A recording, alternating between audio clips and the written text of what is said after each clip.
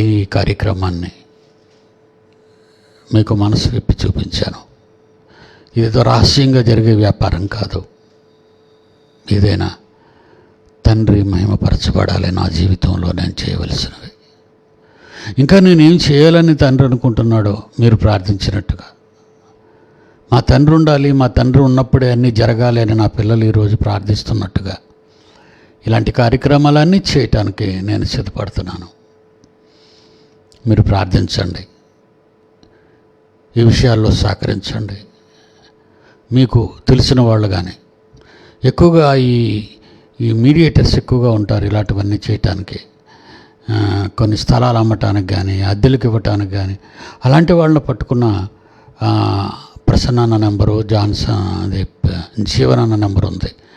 యాడ్లో న్యూస్ యాడ్లో నేను అది ఇచ్చాను, మీకు నా పిల్లలకు పంపించాను. ప్రసన్న నెంబర్కి ఫోన్ చేసి యాడ్ ఇచ్చాను కనుక ఈ యాడ్లో ఉన్నవి కరెక్ట్ కాదు, కానీ అదే ఫోన్ నెంబర్లు కరెక్టు. ఈ ఫోన్ నెంబర్లకు ఫోన్ చేసి ప్రసన్న అన్నకి మాట్లాడితే ప్రసన్న అన్న పూర్తి వివరాలు మాట్లాడతాడు. ఓకేనాయనా, God bless you my children. వాక్యంలోకి వెళ్దాం. ప్రియమైన దేవుని పిల్లలారా, దగ్గరికి వచ్చాడు, యోసేపును పిలిపించాడు. చనిపోయే ముందు యాకోబు అతనితో, అందుకతడు 31 చివరి వచనం మనం చూస్తే 31వ వచనం 47వ అధ్యాయం ఆదికాండం. అందుకతడు, నేను నీ మాట చొప్పున చేసేదనెను. అతడు నాతో ప్రమాణం చేయుచున్నప్పుడు చేయమన్నప్పుడు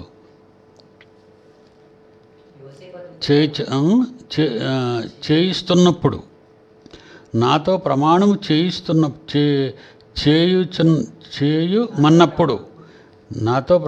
చేయమన్నప్పుడు యోసేపు అతనితో ప్రమాణం చేశాను. అప్పుడు ఇశ్రాయేలు తన మంచం తల మీద వంగి దేవునికి నమస్కారం చేశాడు. అంటే తన కుటుంబం అంతా ఎక్కడ సమాధి చేయబడిందో భూమి మీద దేవుడు వాగ్దానం చేసిన కనాన దేశంలో అక్కడే తను కూడా సమాధి చేయాలని, ఈజిప్ట్ నుంచి ఇశ్రాయేల్ వెళ్ళే కాలానికి నా హస్తికలు తప్పనిసరిగా నా యొక్క ఎముకలను తీసుకుని వెళ్ళి పాలతేర్లు ప్రవహించే దేశంలో నా పితరులు వాళ్ళ దగ్గరికి నన్ను కూడా తీసుకుని వెళ్ళి వీటిని సమాధి చేయండి అన్నప్పుడు యోసేపు అంగీకరించాడు. ఇక 48వ అధ్యాయం 1వ వచనం, ఈ సంగతులైన తర్వాత ఇదిగో నీ తండ్రి కాయలాగా ఉన్నాడని ఒకడు యోసేపుతో చెప్పాను. అప్పుడు అతడు మనష్షే ఎఫ్రాయిములోను తన 2 కుమారులను వెంటబెట్టుకొని పోగా, ఇంకా అవసాన కాలం వచ్చింది యోసేపుకి. 147 ఇయర్స్ ఆయనకి, యోసేపుకి, యాకోబుకి. కొడుకులు తీసుకొచ్చాడు, 2 కొడుకుల్ని, మనష్షే ఎఫ్రాయిం వెళ్ళి. ఇలా మీ తండ్రి కాయలా ఉన్నాడు అంటే కథలు లేకుండా ఉన్నాడు, నో మూమెంట్స్. ఆ టైంలో ఇక ఎప్పుడైతే కబురు పెట్టాడో కొడుక్కి, యోసేపు యాకోబు దగ్గరికి వచ్చాడు. అప్పుడు అతడు మనష్షే ఎఫ్రాయిములోని తన 2 కుమారులను వెంటబెట్టుకొని పోగా, యోసేపు, ఇదిగో నీ కుమారుడిని యోసేపు నీ యొద్దకు వచ్చుచున్నాడని యాకోబుకు తెలుపబడాను. యాకోబుకు చెప్పారు యోసేపు వస్తున్నాడని. అంతటి ఇశ్రాయేలు బలము తెచ్చుకొని తన మంచం మీద కూర్చుండను. నెమ్మదిగా కొడుకు వస్తున్నాడు కనుక 2 కొడుకులు తీసుకొని మంచం మీద కూర్చోబెట్టారు. అంతటి ఇశ్రాయేలు బలము తెచ్చుకొని తన మంచం మీద కూర్చుండెను. యోసేపు చూచి, కనాను దేశమందలి లూజులో సర్వశక్తిగల దేవుడు నాకు కనబడి నన్ను ఆశీర్వదించి, ఇదిగో నీ సంతానాభివృద్ధి పొందించి నిన్ను విస్తరింపచేసి నీవు జనముల సమూహముగునట్లు చేసి నీ తరువాత నీ సంతానమునకు ఈ దేశమును నిత్య స్వాస్యముగా ఇచ్చేదనని సెలవిచ్చెను. ఇదిగో నేను ఐగుప్తుకు నీ యొద్దకు రాకమునుపు ఐగుప్తు దేశంలో నీకు పుట్టిన నీ 2 కుమారులు నా బిడ్డలే. ఎప్పుడు కూడా అండి తండ్రిని బట్టి అందరూ అతనికి పిల్లలే అవుతారు. తన కొడుకు పుట్టిన పిల్లలందరూ, తన కొడుకులకు పుట్టిన పిల్లలందరూ నా కుమారులే. గమనించండి, ఇక్కడ ఇస్రాయేలీలు ఇంకా అభివృద్ధి, సంతానాభివృద్ధి ఆరంభం 70 చిల్లర వీళ్ళ దగ్గరగా ఉన్నారు వీళ్ళు. మరి ఇవన్నీ మరి యాకోబు గారు యోసేపుని యొద్దకు వచ్చుచున్నాడని యాకోబు తెలుపబడిన అంతటి ఇశ్రాయేలు బలము తెచ్చుకుని తన మంచం మీద కూర్చుండను యోసేపుని చూచి యాకోబు అంటున్నాడు, కనాను దేశం అందలి లూజులో సర్వశక్తిగల దేవుడు నాకు కనబడి నన్ను ఆశీర్వదించాడు నాయన. ఏమనంటే, ఇదిగో నీ సంతానాభివృద్ధి పొందించి నిన్ను విస్తరింపచేసి నీవు జనముల సమూహమగునట్లు చేసి నీ తరువాత నీ సంతానమునకు ఈ దేశమును నిస్సాస్యముగా ఇచ్చేదనని సెలవిచ్చనని కనాను దేశం గురించి యోసేపుతో మాట్లాడాడు ఆయన. ఇదిగో నేను ఐగుప్తునకు నీ యొద్దకు రాకమునుపు ఐగుప్తులో నీకు పుట్టిన నీ 2 కుమారులు నా బిడ్డలే, రూబేను షిమియోనుల వలె ఎఫ్రాయిము మనష్షే నా బిడ్డలయుందురు. వారి తరువాత నీవు కనిని నీ సంతానము నీదే. వీళ్ళిద్దరు మాత్రం నా పిల్లలు. ఈజిప్ట్లో పుట్టారు, ఈజిప్ట్లో వాళ్ళని కన్నావు, వీళ్ళిద్దరిని మాత్రం నా కొడుకుల కిందే నువ్వు ఇచ్చేయాలి, నా సంతానం కిందే నేను లెక్కించుకుంటాను. ఎందుకంటే వీళ్ళకి గోత్రాలు వేస్తున్నప్పుడు గోత్రకర్తలుగా నిలబెట్టాలనుకున్నాడు. మరి గోత్రకర్తలు నిలబెట్టాలంటే యాకోబు గారు తండ్రి వాళ్ళని కన్నవాడు కనుక కన్న తండ్రి చేతుల మీద కానీ ఇవన్నీ జరగాలి, కన్న తండ్రి చేతుల మీద కానీ. కనుక ఈరోజు తండ్రి సంపాదన కుమారులకి కుమార్తెలకు కూడా మనకి ఈరోజు చట్టం ప్రకారంగా వర్తిస్తుంది. ఈరోజు ఒకవేళ తండ్రి ఆస్తిని కుమారులు పంచుకున్న తర్వాత కుమారులు వాళ్ళ ఇష్టం వచ్చిన వాళ్ళకి అమ్మడం కానీ చేయకూడదు, ఇలాంటివన్నీ వాళ్ళు చేయకూడదు. ఎందుకంటే వాళ్ళ గర్భవాసం నుండి వచ్చిన పిల్లలు, ఆడపిల్లలు కానీ మగపిల్లలు కానీ వాళ్ళకి చెందుతుంది ఆస్తి అంతా. నా ఆస్తి, నేను సంపాదించిన ఆస్తి నా కుమారుడికి వెళ్తుంది. ఈ ఆస్తిలో నా కుమారుడికి హక్కు ఉంది, కానీ అమ్ముకునే అధికారం లేదు. ఒకప్పుడు కుమారులకే ఇచ్చేవాడు కుమారుడు, తన తండ్రిగా నేను నా కుమారులకే ఇచ్చేవాడిని ఒకప్పుడు. కానీ ఇప్పుడు కుమారులకు కుమార్తెలకు కూడా సమాన వాటా పంచాలి. కానీ ఆ రోజుల్లో ఇది ఈ మధ్యన రామారావు వచ్చిన తర్వాత మనకు దీన్ని ప్రవేశపెట్టాడు, కుమార్తెలకు కూడా సమభాగం ఇవ్వాలని. అయితే గత కాలంలో మన చరిత్ర మనం చూసుకుంటే ఏ దేశ చరిత్ర అయినా మరి కొడుకులకు ఆస్తి రావటం అనేది అన్నీ వాళ్ళు అమలు చేశారు. అదే యాకోబు గారు ఏంటంటున్నారంటే, నువ్వు 2 కొడుకులు కన్నావు, నా దగ్గర నుంచి వచ్చేసిన తర్వాత నువ్వు 2 కొడుకులు కన్నావు. ఆ 2 కొడుకులు నా సంతానం కింద నేను తీసుకుంటున్నాను. ఎందుకంటే వాళ్ళని గోత్రాలకు పంచడానికి, వాళ్ళని గోత్రకర్తలుగా చేయటానికి. అది యోసేపులో ఉన్నటువంటి అంతరార్థం. అది అలా చేసి యోసేపు అందరికంటే ఎక్కువ తన కుటుంబాన్ని ఆదుకున్నాడు కనుక, అందరికంటే ఎక్కువగా దేవుని సంకల్పాన్ని తెలుసుకున్నాడు కనుక, అందరికంటే ఎక్కువ దేవునికి అతి దగ్గరగా ఉన్నవాడు కనుక, దేవుని చేత ప్రేమించబడినవాడు కనుక, తండ్రి తన ఆనందాన్ని తన చిన్న కొడుకు అయినటువంటి యోసేపుకి 2 భాగాలు పంచాలని కనాను దేశాన్ని, పాలుతేనెలు ప్రవహించే దేశాన్ని 12 మంది గోత్రకర్తలకు పంచుతాడు. ఈ 12 మందిలో లేవీని పక్కన పెట్టాడు, ఎందుకంటే వాళ్ళ పూజారుల వంశంగా వాళ్ళని చేశాడు వాళ్ళని. ఇకపోతే 11 అయింది. 11లో యోసేపుకు 2 గోత్రాలు ఇచ్చాడు. లేవీని తీసేయటం వల్ల 11 అయ్యాయి. 11 అయిన తర్వాత వీరిద్దరినే కలిపాడు, మనష్షే ఎఫ్రాయిములు కలిపాడు 2 గోత్రాలుగా చేసి. అంటే యాకోబు ఆలోచించినది యోసేపుకున్న ప్రత్యేకత. యోసేపుని ఏ దృష్టితో చూస్తున్నాడో ఒక తండ్రి, కొడుకులు ఏ విధంగా తనను మోసం చేశారు, పెద్దవాళ్ళందరూ తను ఎలాగ అబద్ధం ఆడారు, తనతో తను ఎంత క్షోభ పెట్టారు, అది మనసులో పెట్టుకొని తన కుమారుడైన చిన్న కుమారుడైన యోసేపుకి మరి 2 భాగాలు ఇవ్వాలని ఒక నిర్ణయం తీసుకొని ఆ 2 భాగాల గురించి పెద్దవాడు చిన్నవాడు మనష్షే ఎఫ్రాయిం వీళ్ళిద్దరిని కూడా విడగొడుతున్నట్టుగా మనకి కాసేపట్లో మనకు తెలిసిపోద్ది. 3వ వచనంలో యోసేపును చూచి, కనాను దేశమందరి లూజులో సర్వశక్తిగల దేవుడు నాకు కనబడి నన్ను ఆశీర్వదించి, ఇదిగో నీ సంతానాభివృద్ధి పొందించి నిన్ను విస్తరింపజేసి నీవు జనముల సమూహముగనట్లు చేసి నీ తరువాత నీ సంతానమునకు ఈ దేశమును నిత్య స్వాస్థ్యముగా ఇచ్చేదను సెలవిచ్చాను. ఇదిగో నేను ఐగుప్తుకు నీ యొద్దకు రాకమునుపు ఐగుప్తులో నీకు పుట్టిన నీ 2 కుమారులు నా బిడ్డలే. రూబేను షిమియోను ఎలాగైతే 2 బిడ్డలయ్యారో ఎఫ్రాయిము మనష్షే నా బిడ్డలై ఉందురు, నీ కొడుకులిద్దరు. వారి తరువాత నీవు కనిన నీ సంతానము నీదే. వారు తమ సహోదరుల స్వాస్థ్యమును బట్టి వారి పేళ్ల చొప్పున పిలువబడుదురు. పద్దనరాము నుండి నేను వచ్చినప్పుడు ఎఫ్రాతాకు ఇంకా కొంత దూరము నుండగా మార్గమున రాహేలు కనాను దేశములో నా ఎదుట మృతి పొందెను. అక్కడ ఎఫ్రతా మార్గమున నేను ఆమెను పాతిపెట్టితనని యోసేపుతో తన తల్లి గురించి చెప్పాడు. అది బెత్లెహేము, దాని మీదే యేసు పుట్టిన స్థలం అయింది. Very good.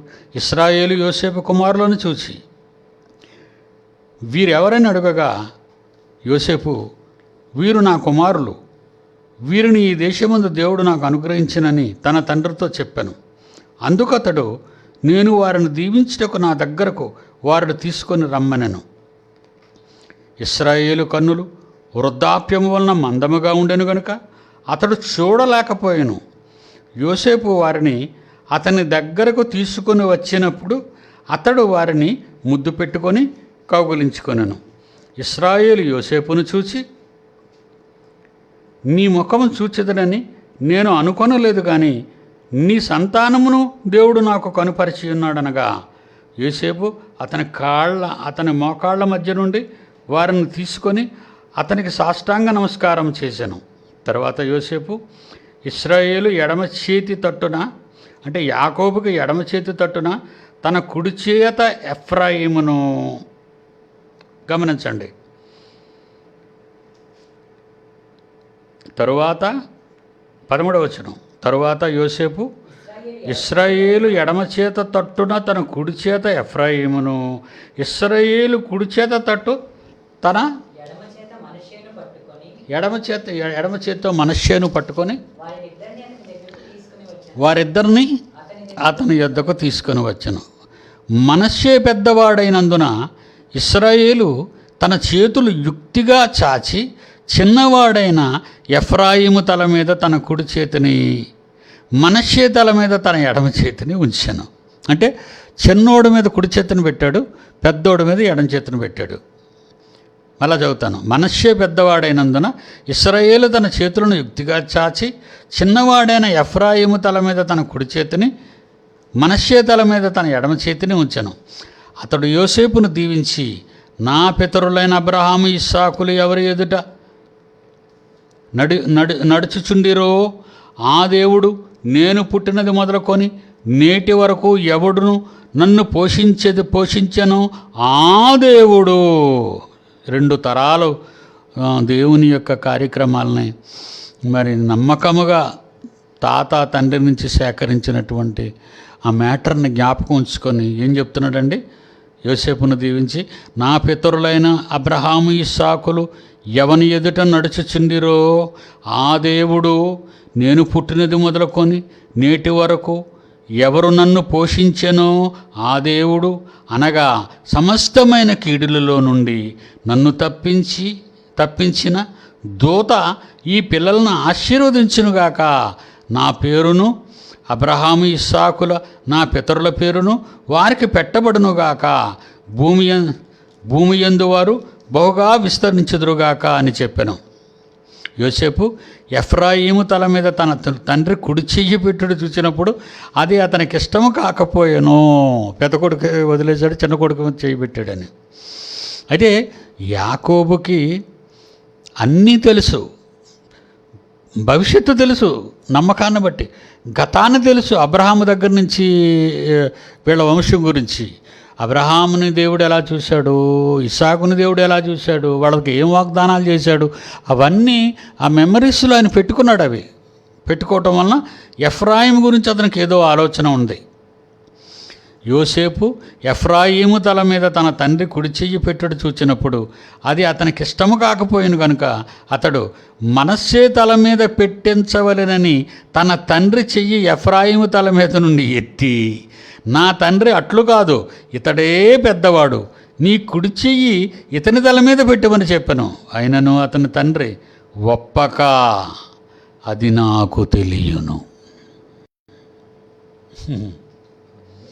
ఎందుకంటే పెద్దవాళ్ళు ఎప్పుడు కూడా, చాలామంది అనుకుంటారు ఏంటండి ముసలాడు ముసలైపోయి ఏదో చేస్తున్నాడండి అంటారు. లేదండి, వయస్సు అనుభవం నేర్పుతుంది, వయస్సు అనుభవాలు నేర్పుతుంది, మంచి చెడ్డలు వివేచన నేర్పుతుంది, మంచి చెడులు వాటి వ్యత్యాసాలు, మాటలు, ప్రవర్తన, నడవడి బట్టి వయసు అయిపోయేవాళ్ళు వ్యక్తి మాటలు వినగానే వాళ్ళ గురించి మాట్లాడతారు. నేను అప్పుడప్పుడు పిల్లలతో చెప్తుంటాను, ఆయన గురించి జాగ్రత్తగా ఉండు. ఏమండి, నేను కూడా ఆ రోజు నేను డ్యూటీకి వెళ్ళి మా ఇంటికి వచ్చాను. నా ఏజ్ అప్పటికి 25-26. కూర్చున్నాను, మా డాడీ కూర్చున్నారు, ఆయన ఎదురుగుండా కూర్చున్నారు. ఇలాగే బైబిల్ కాలేజీ గురించి మాట్లాడుతున్నప్పుడు, యూనివర్సిటీ కళలు నేను కనలేదు, బైబిల్ యూనివర్సిటీ కళలు నేను కనలేదు అప్పటికే. బైబిల్ కాలేజీ ఆ కళలకు అంటున్నాను, అది కూడా కట్టబడలేదు అప్పటికే. ఈ కళాశాల గురించి మాట్లాడుతూ ఒక వ్యక్తిని గురించి నేను మాట్లాడితే ఆయన మాట్లాడుతూ అన్నాడు, పలానా వ్యక్తి గురించి నువ్వు జాగ్రత్తగా ఉండు నాయన అన్నాడు. ఏమండి, ఆ మాటతో ఆయన కన్ను మూశాడు. ఈరోజు వరకు అండి, అంటే ఆ వ్యక్తి నాకు చాలా ద్రోహం చేశాడండి. ఆ వ్యక్తి నాకు చాలా ద్రోహం చేశాడు. ఆ రోజు నా తండ్రి అన్న మాటను బట్టి ఆ మాట మీద నిలబడి ఆ వ్యక్తిని దూరంగానే ఉంచానండి. కనుక పెద్దవాళ్ళు, పిల్లలందరికీ చెప్తున్నాను, పెద్దవాళ్ళు కొన్ని సందర్భాల్లో వాళ్ళ అనుభవాలతో ఎంతమంది గురించో చెప్తారు. అలాగే తన పిల్లలలో ఉన్న వారి గురించి కూడా అని చెప్తాడు. తండ్రి ఇప్పుడు యాకోబుకి తన కొడుకుల గురించి తెలియదా? తన తండ్రిని మోసం చేశారు కదా వాళ్ళు. ఎన్ని ఏళ్ళు మోసం చేశారండి. ఆయన బ్రతుకు కాలం మోసం చేశారండి ఆయన్ని. యోసేపు చచ్చిపోయాడని. కానీ ఆ యోసేపు వలన ఈయన బాగుపడి, యోసేపు చరిత్ర గుర్తుంది, యోసేపుకు జరిగిన అన్యాయం గుర్తుంది. తన తాత అబ్రహాము కానీ తన తండ్రి ఇస్సాకు కానీ వాళ్ళకు దేవుడు చేసిన వాగ్దానాలు, ఆ వాగ్దానాలు తన పిల్లలతో అబ్రహాము ఇస్సాకు చెప్తే, ఇస్సాకు యాకోబుకు చెప్తే, యాకోబు తన పిల్లలకు చెప్తున్నాడు. ఇప్పుడు ఒక భక్తి అనేది తాత తండ్రుల నుంచి కూడా అది ఎక్కడ మెల్లి తిరగకుండా ప్యారలల్గా రావాలి, నేర్పించాలి. నా పిల్లలకి ఎప్పటికీ అంటాను, నాన్న, దేవుడు మనకిచ్చిన ఈ 20 కోట్ల రూపాయల ఆస్తి దేవుని కొరకే చెల్లాలి. ఈ మాట చాలాసార్లు చెప్పాను మీకు. మళ్ళీ ఈ సందర్భంలో నేను గుర్తు చేస్తున్నాను, నా పిల్లలను గుర్తు చేస్తున్నాను. నా పిల్లలు చాలామంది, నాకప్పుడు పిల్లలు లేనప్పుడు నా ఆస్తి అంతా మీదే. మరి ఇప్పుడు నాకు పిల్లలు, 1000 మంది పిల్లలు వచ్చారు. మరి వాళ్ళందరికీ దేవుని ఆస్తిని పంచాలి. మహాజ్ఞానము, ఎంత మహాజ్ఞానము నీకున్నా ఆ జ్ఞానాన్ని నేర్పించటానికి ఒక అవకాశం, ఒక సదుపాయం, ఒక కన్స్ట్రక్షన్, ఒక మైదానం, నీకంటూ ఒక అడ్రస్ భూమి మీద లేకపోతే ఎక్కడికి వచ్చి నేర్చుకోమంటావు? వాళ్ళందరినీ ఏమి నేర్చుకోమంటావు? మరి నీ పిల్లల్లో పేదలైన వారిని ఎలా పోషిస్తావు? మరి నీకు సంపాదన లేదు, దేవుడు ఇచ్చింది ఇదంతా. ఈ 5 ఎకరాల్లో ఉన్నటువంటి 20 కోట్ల సంపద కూడా దేవుడిచ్చింది. అది దేవుని పిల్లలకు చెందాలి కనుక అది వచ్చి దాని మీద వచ్చే ప్రతి పైసా దేవుని పిల్లల కష్ట సుఖాలలోకి వెళ్ళిపోవాలి. అదేనండి నా ఆలోచన, నా తపన. నాకు ఏ విధమైన స్వార్థం లేదు. నా పిల్లలందరికీ తెలుసు నాకు స్వార్థం లేదు. నాకు ఏ లోటు లేదు, భోజనానికి లోటు లేదు. అందుకే డైరెక్టర్కి కానీ డిప్యూటీ డైరెక్టర్కి కానీ ఎవరికి మీరు ఏమవసరం లేదు. మీరేమివ్వకండి, వాళ్ళు బాగున్నారు, వాళ్ళంతా డెవలప్ అయిపోయారు. నా కొడుకులు నేను డెవలప్ మోటార్ సైకిల్ మీద తిరగలేనప్పుడు కార్లు ఇచ్చాను నా పిల్లలకి. డెప్యూటీ డైరెక్టర్లో నా పిల్లలు మోటార్ సైకిల్ మీద తిరిగే కాలంలో వాళ్ళకి నేను కార్లు ఇచ్చాను. ఈరోజు వాళ్ళు నా అంతటా వాళ్ళుగా నాలాగే వాళ్ళు కూడా కార్ల మీద తిరుగుతున్నారు, సభలకు కార్ల మీద వెళ్తున్నారు.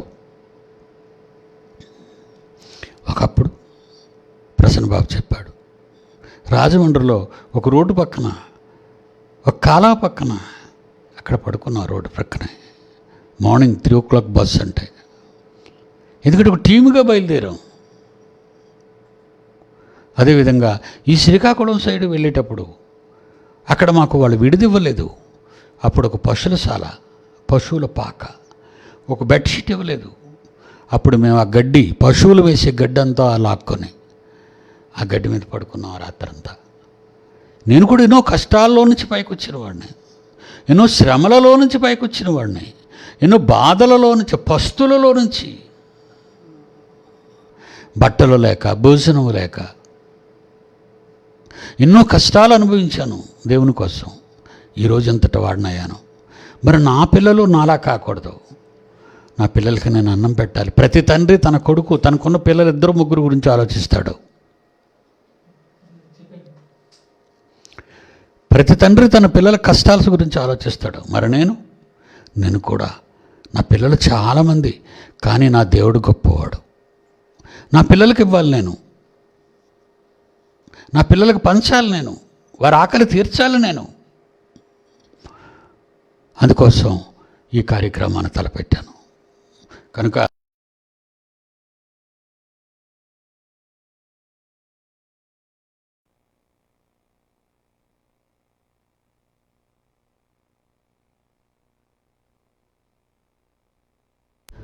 ప్రియులారా, sorry for the disturbance, power cut అయింది. ప్రియులారా, ఈ 18వ వచనం వచ్చేసరికి, 17వ వచనం వచ్చేసరికి, యోసేపు ఎఫ్రాయిము తల మీద తన తండ్రి కుడి చెయ్యి పెట్టడు చూచినప్పుడు అది తనకిష్టం కాకపోయింది కనుక అతడు మనస్సే తల మీద తన తండ్రి చెయ్యి ఎఫ్రాయిము తల మీద నుండి ఎత్తి, నా తండ్రి, అట్లు కాదు, ఇతడే నా పెద్దవాడు, నీ కుడి చెయ్యి ఇతని తల మీద పెట్టమని తండ్రితో చెప్పాడు యోసేపు. ఆయనను తన తండ్రి ఒప్పక, అది నాకు తెలియను అంటున్నాడు. అది నాకు తెలియను. ఏడు తెలియను? వృద్ధాప్యం వలన తన పిల్లలు వీళ్ళందరి గురించి పెద్ద ఆయన. ఇప్పుడు నేను జాన్సన్ గారి పిల్లల గురించి తెలుసు, నా పిల్లల గురించి, ప్రసన్నబాబు పిల్లల గురించి తెలుసు. మరి ఎవరికి ఏం చేయాలో నేను నిర్ణయించుకుంటున్నాను. నేను నిర్ణయించుకుంటున్నాను. దేవుని పిల్లలారా, పెద్దవాళ్ళు ఎప్పుడు కూడా వాళ్ళు ఆలోచిస్తారు. గతం అబ్రహాము, ఇస్సాకుల సంగతి, ఫ్యూచర్ యోసేపు తర్వాత 12 గోత్రాల సంగతి. యాకోబు ఆలోచించాడు. నాకు తెలియను అంటే, మా డాడీకి కళ్ళు కనబడక ఒకరి మీద చేయి పెట్టబోయి మరొకరి మీద చేయి పెట్టారా అనుకున్నాడు యోసేపు. ఏమంటే అంతకుమించి ఏం తప్పు అనుకోలేదు. యాకోబు గారికి కళ్ళు మాంజ్యం కదండి, కనుక తెలియక ఒకవేళ ఈ పని చేశాడా అని అనుకొని ఏం చేశాడు, నా కుమారుడా, నాకు తెలియను, ఇతడును ఒక జనసమూహమై గొప్పవాడగును, కానీ ఇతని తమ్ముడు ఇతని కంటే గొప్పవాడగును, అతని సంతానము జనముల సమూహమగునని చెప్పాను. ఫ్యూచర్ చెప్తున్నాడు. ఎఫ్రాయిము గొప్పవాడు అవుతాడు మనష్షే కంటే. అంటే నీలో ఉన్న డిఎన్ఏ ఎఫ్రాయిములో ఉంది ఎక్కువ.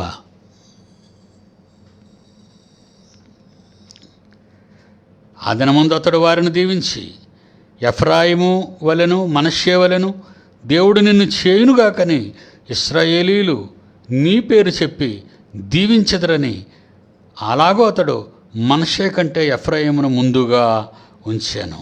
మరియు ఇశ్రాయేలు, ఇదిగో నేను చనిపోతున్నాను, నేను వెళ్ళిపోతున్నాను, అయినను దేవుడు మీకు తోడై ఉండి మీ పితరుల దేశమును మిమ్మల్ని మరలా తీసుకొని పోవును.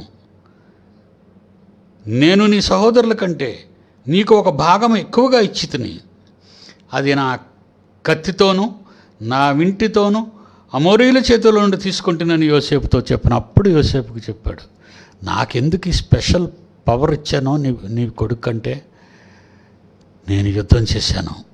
ఎవరితో యుద్ధం చేశాడు? అది నా కత్తితోనూ నా వింటితోనూ బాణాలతోనూ అమోరీయుల చేతిలో నుండి తీసుకుంటున్నాను యోసేపు చెప్పాను. దేవుని యోసేపుకి చెప్పాడు. దేవుని పిల్లలరా, పెద్దవాళ్ళు ఆలోచనలు కానీ పెద్దవాళ్ళు ఏ విషయమైనా ఒక మాట చెప్పినప్పుడు తొందరపడి ఎదిరించకండి. వాళ్ళల్లో ఏదో ఉంటుంది లోపల. సుదీర్ఘంగా ఆలోచించి పిల్లలకు తెలియని స్థాయిలో వాళ్ళు పైకెళ్ళి ఆలోచిస్తారు కనుక. నేను కూడా చాలామందికి ఫలానా వాళ్ళ గురించి జాగ్రత్తగా ఉండండి, ఫలానా వాళ్ళ గురించి జాగ్రత్తగా ఉండండి, ఫలానా వాళ్ళ గురించి జాగ్రత్తగా ఉండండి. చాలామంది అండి కలిసిపోవాలని ఎలాగంటే అర్ధరహితంగా సంబంధాలు కలుపుకోవడానికి ప్రయత్నం చేస్తున్నారు. నాకు మానసికంగా వాళ్ళు నచ్చాలి.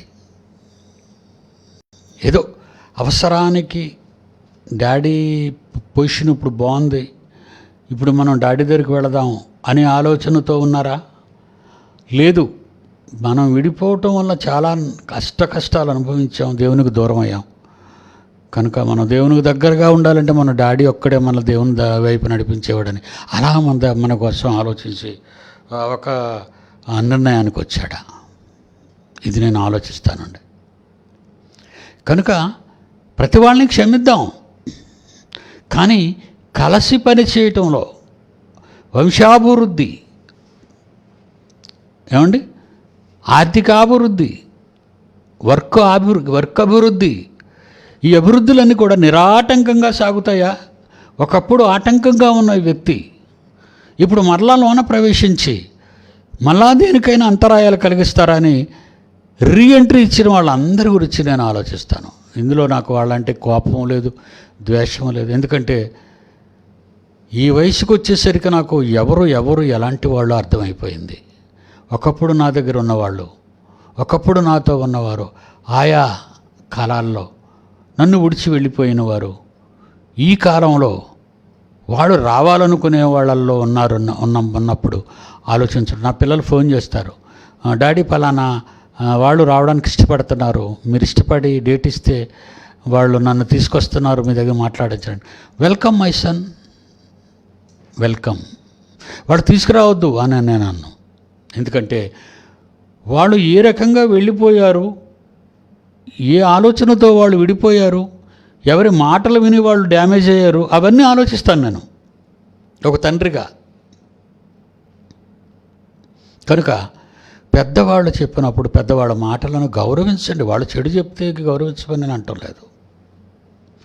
కనుక ఈరోజు ఒక తండ్రిగా నేను నా పిల్లలైన మీ అందరి కోసం ఆలోచిస్తున్నాను. నాకు పుట్టిన పిల్లలే నా పిల్లలు అని నేను అనుకోవటం లేదు. దేవుడు నాకు ఇచ్చిన పిల్లలే, నాకు పుట్టిన దేవుడు నా గర్భానికి ఇచ్చిన పిల్లల వాళ్ళు. మీరు గర్భం నుండి రాక వాక్యము నుండి వచ్చిన వారు మీరంతా. వాక్యము ద్వారా కన్నాను నేను. కానీ గర్భము నుండి వచ్చిన వారి కంటే వాక్యము నుండి కన్నవారే గొప్పవాళ్ళు అవుతారు. గర్భము నుండి వచ్చిన వాళ్ళకంటే వాక్యము నుండి కన్నవారే. ఫర్ ఎగ్జాంపుల్ అబ్రహాముకు గర్భం నుండి వచ్చాడు ఎవరు? ఇష్మాయేలు. హాగర్ గర్భం నుండి వచ్చాడు. మరి ఇస్సాకు వాక్యము వలన వచ్చాడు.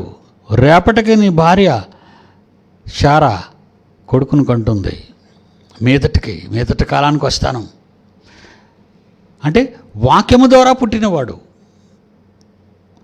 లేకపోతే ముసలి వయసులో ఆ వృద్ధాప్యంలో శారా గర్భం ధరించడం ఏంటి? నా గర్భం ఉడిగిపోయిందనే కదా నవ్వింది గుడారంలో ఉండి. కనుక ఇస్సాకు వాగ్దానపుత్రుడు, అలాగే క్రీస్తు వాగ్దానపుత్రుడు. మీరు నాకు వాగ్దానపుత్రులు. నేను నా కొడుకు ఆకలితో ఉండటం నాకెంత ఇష్టం ఉండదు, అంతకంటే ఎక్కువగా నా పిల్లలు ఎందరో పస్తులు ఉంటున్నారని నేను విన్నప్పుడు, ఆకలితో బాధపడుతున్నారని విన్నప్పుడు, నేను ఇదిగో ఈ నిర్ణయానికి వాళ్ళ మీకు చెప్పిన నిర్ణయానికి వచ్చాను. కష్టపడండి నా పిల్లలందరూ. దయచేసి ఈ ఆఫరు ఉపయోగించుకునే వాళ్ళు ఎవరైనా మనకు దొరికితే నా పిల్లలందరూ ఆకలి తీర్చిన వాడిని అవుతాను నేను. God bless you.